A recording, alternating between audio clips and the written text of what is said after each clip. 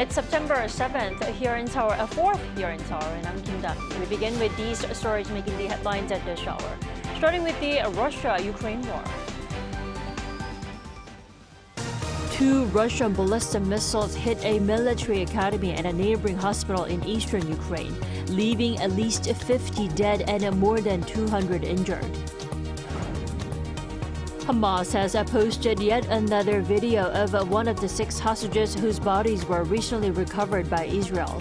And for the first time, the U.S. Justice Department charged the Hamas leaders in connection with the October 7 attack. South Korean shooter Jin-ho is bringing home his 2nd gold medal at the 2024 Paris Paralympics, finishing first in the men's 50-meter rifle 3 positions.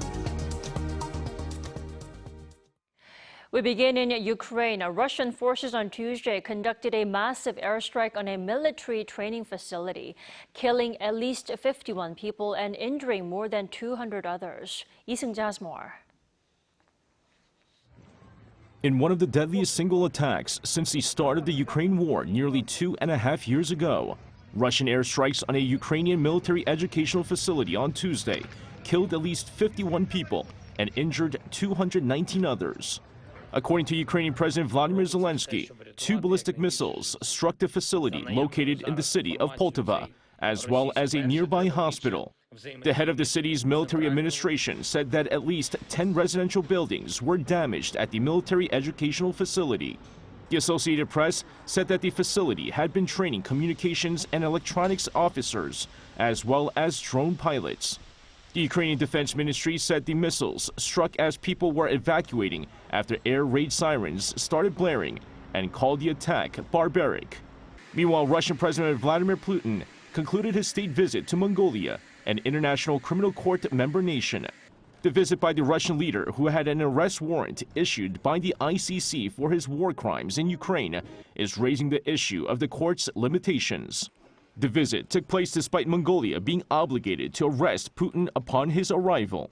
Pundits say that Mongolia was highly unlikely to execute the arrest warrant on Putin, given the fact that the country has a high dependence on Russian oil. 95% of its oil imports come from Russia.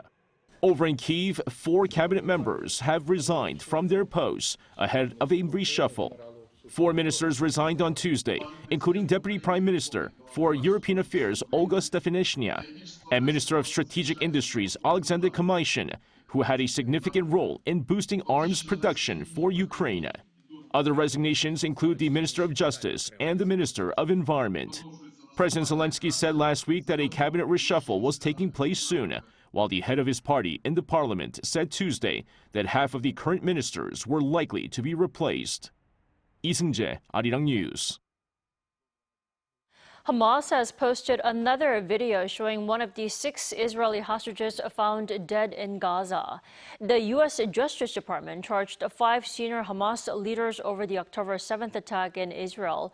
That's the first criminal step to hold them accountable for the devastating attack. Peunji reports. Hamas released a video of one of the 6 slain captives whose bodies were recovered by the Israeli military from Gaza over the weekend. In a 2-minute-long edited video released on the Telegram channel of Hamas military wing, 25-year-old Ori Danino asked the Israeli people to not neglect those being held by Hamas.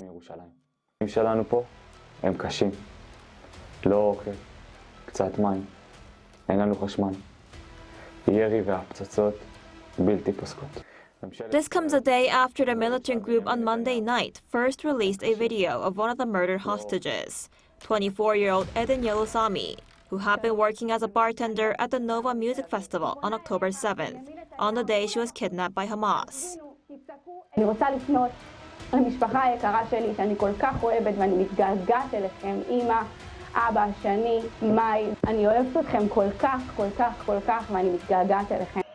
The bodies of 6 slain captives were recovered from a tunnel in Gaza by Israeli military on Saturday local time. The Israeli government conducted a forensic examination and said the hostages appeared to have been shot at close range sometime between Thursday and Friday morning.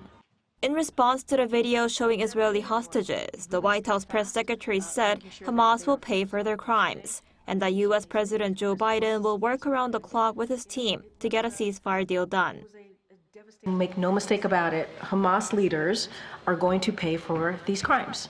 And he and his team, for sure, will keep working around the clock to get this hostage deal done. And this is a president that has been pretty clear about that. The U.S. Department of Justice also charged several senior Hamas leaders over the terrorist attack on October 7th, making it the first step by the Justice Department to hold people accountable for the attack in Israel. The 5 defendants, including Yahya Sinwar, the terrorist organization's leader in Gaza, are facing 7 charges, such as terrorism charges, conspiracy to murder U.S. nationals, and conspiracy to use weapons of mass destruction resulting in death. Meanwhile, hundreds of thousands of Israeli protesters poured into the streets in Tel Aviv for a third night on Sunday, in grief and anger.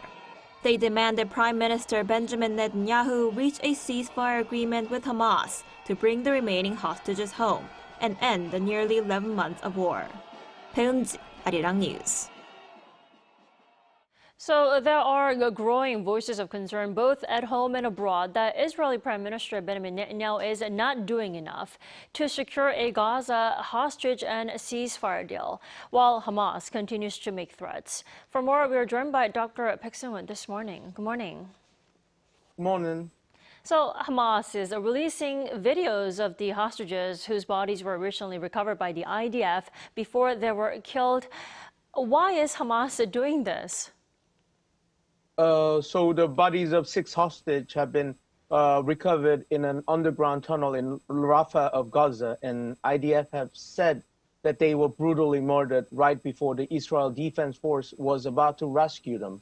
And the location of the site was approximately 1 kilometer from the tunnel where another hostage was rescued a day earlier. So as the Hamas is pushed to the corner and about to lose its bargaining chip for permanent ceasefire negotiation, which is the Israel hostage, they have murdered them. So it is the last resort of Hamas to confront the IDF military operation. That's why they are kind of now using killing the hostage to kind of like pressure Israel to follow up the negotiation. And as you mentioned, some might say it as a psychological tactic, but I would like to rephrase it as a psychological terror that aims the families of remaining hostage to influence them to pressure Israel government to proceed with the permanent ceasefire deal with Hamas in trading with remaining hostage. Like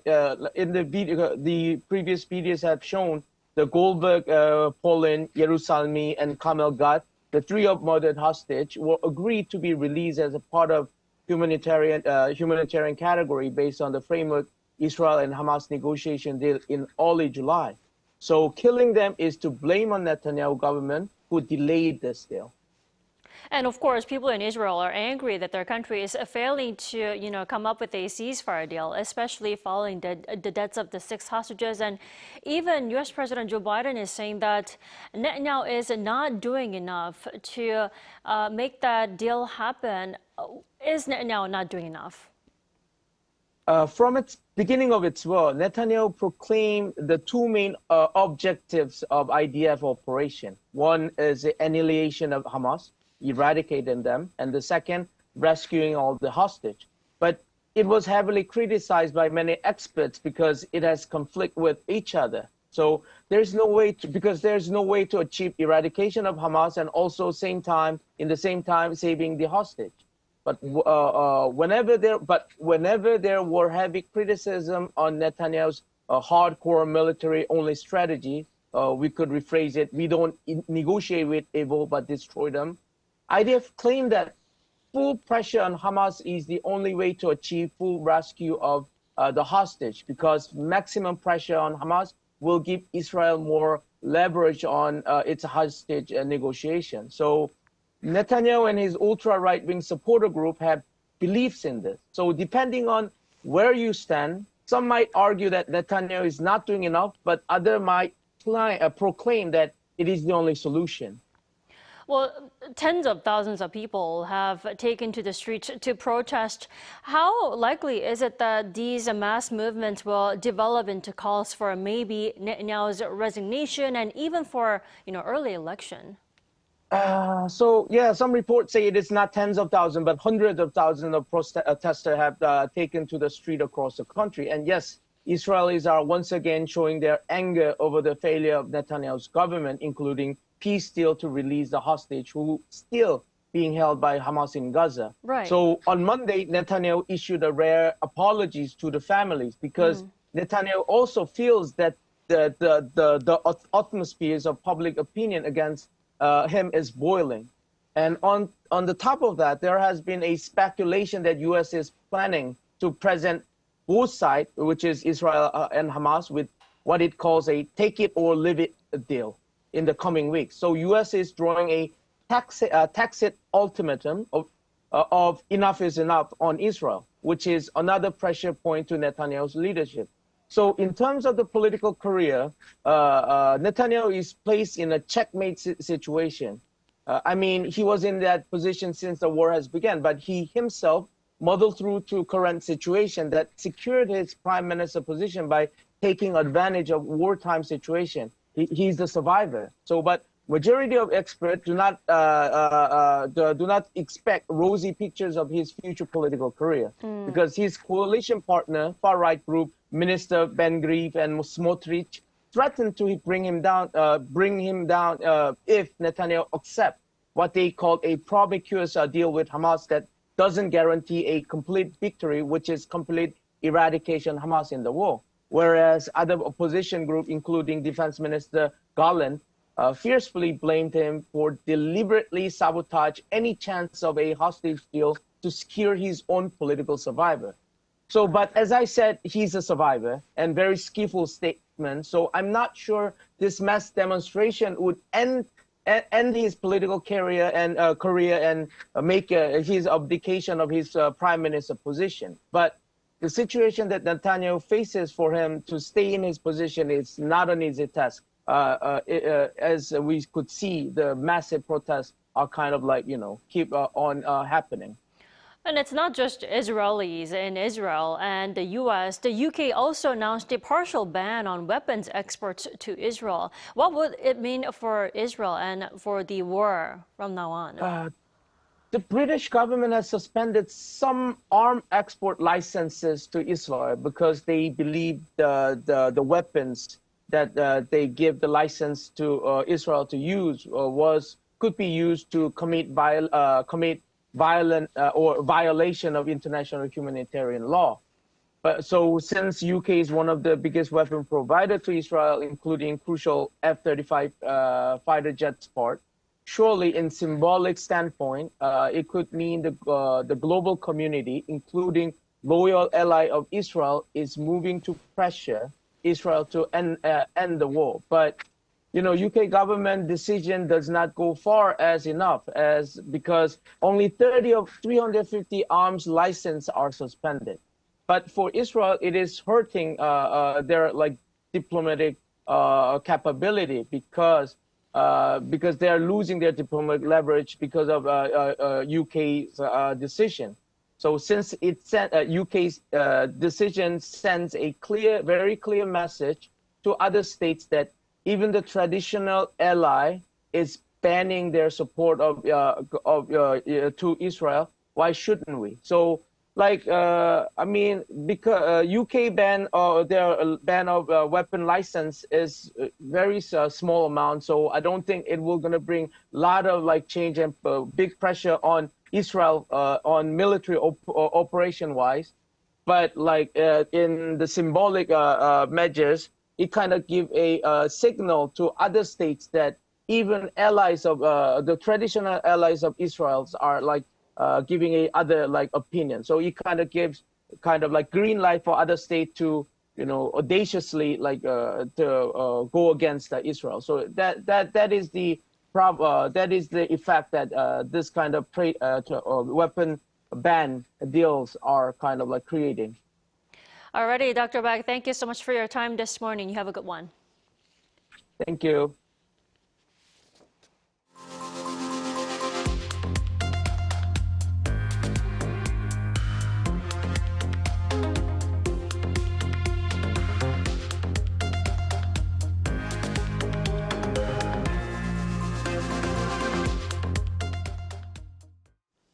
South Korea's Park Jin-ho won his second gold medal at the 2024 Paris Paralympics on Tuesday, finishing first in the men's 50-meter rifle three positions. The 47-year-old scored a combined 454.6 points in the finals to top the podium, while also setting a new Paralympics record. He broke the previous record of 453.7 points set during the 2016 Rio Paralympics. Park also won the gold medal at the men's 10-meter air rifle standing last month.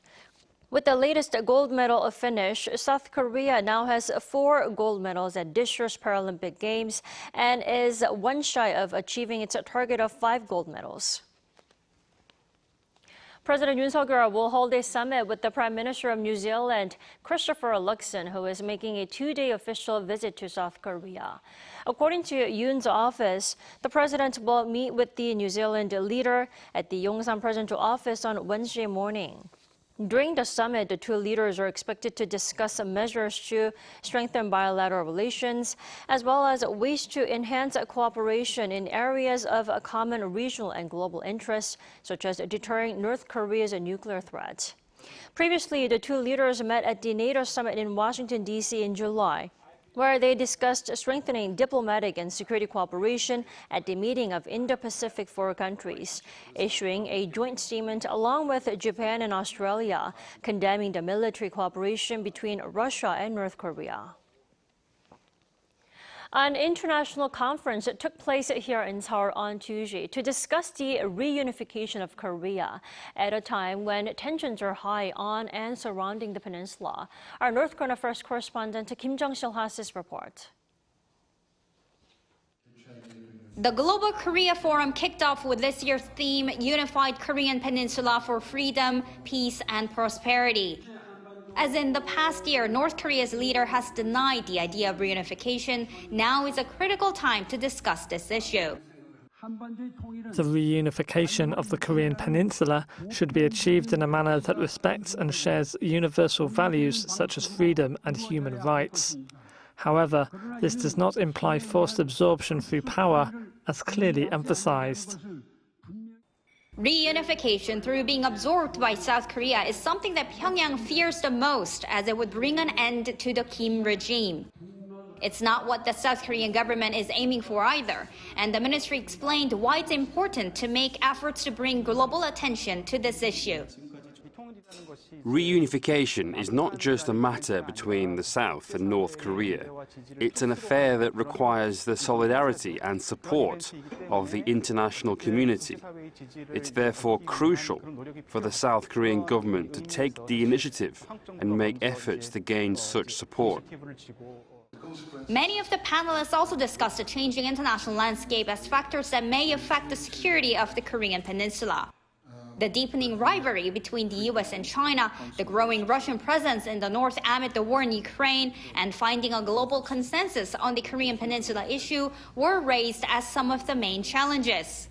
I think it's going to be very difficult to make practical progress in terms of unification given the current circumstances. The South Korean government could focus on trying to create a better relationship with North Korea. Even that may be impossible at the moment. Well, the Netherlands and South Korea are very strong partners, so they fully support the South Korean government in this. The Minister of Unification plans to hold a U.S. conference of the Global Korea Forum in Washington this November. Kim Jung-sil, Arirang News.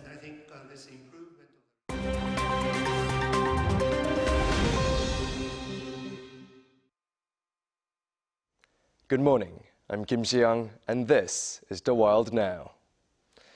We begin today in the U.S., where a former Deputy Chief of Staff to New York Governor Kathy Hochul has been charged with acting as an undisclosed agent of the Chinese government. 41-year-old Linda Sun and her husband and co-defendant Chris Hu were arrested at their Long Island residence on Tuesday morning, pleading not guilty to all charges in federal court.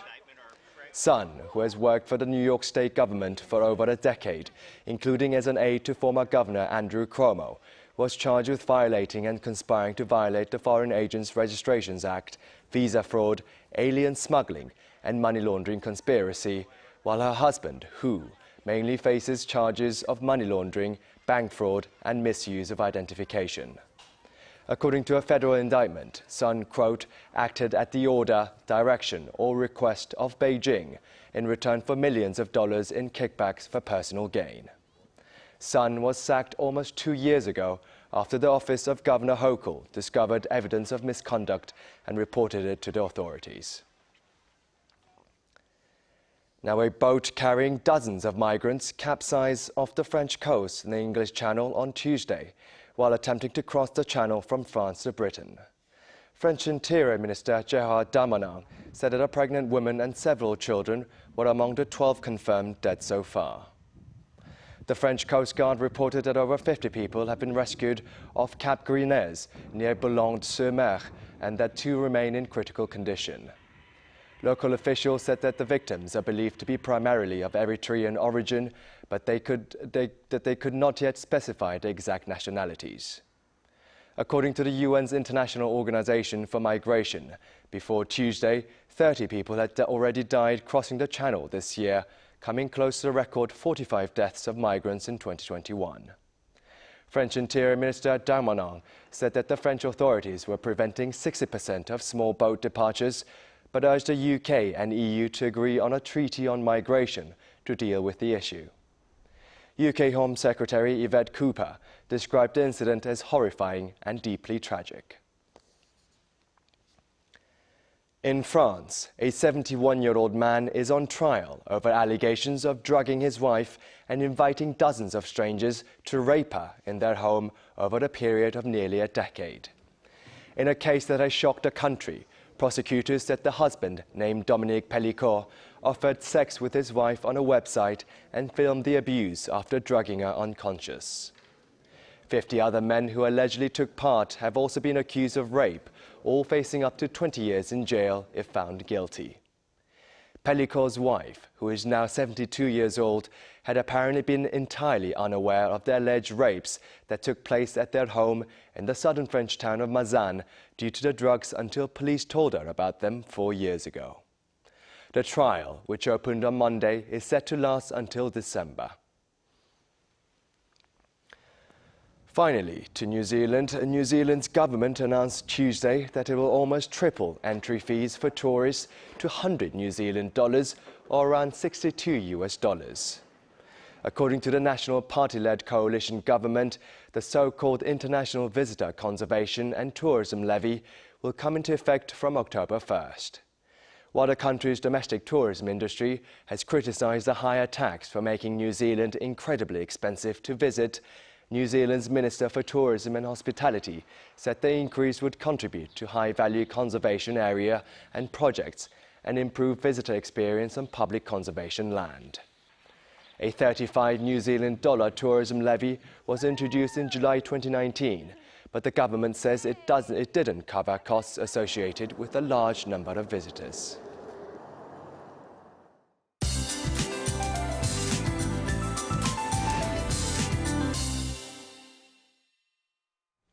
Good morning. Despite sweltering afternoon heat, many of us in Korea are enjoying the transition from summer to fall.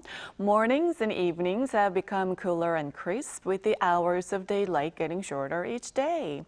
And we'll have more comfortable mornings and afternoon scorchers across much of Korea today. Bright sunshine will shine down during the day, boosting UV rays to a very high level in most parts of the country. Don't forget to apply a good amount of sunblock before heading outside. Wearing sunscreen is just as important in the autumn as it is in the summer.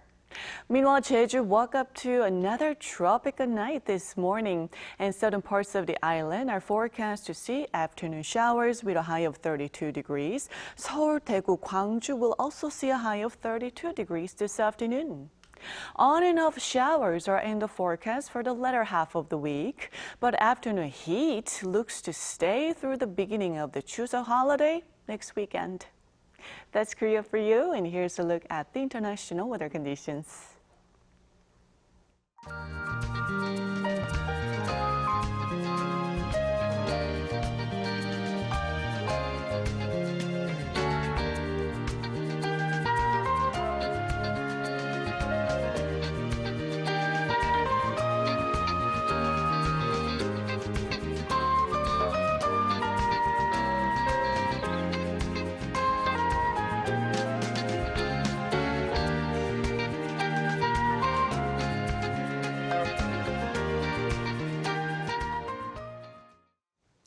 That's all we have for our morning edition of Arirang News. Thanks for watching.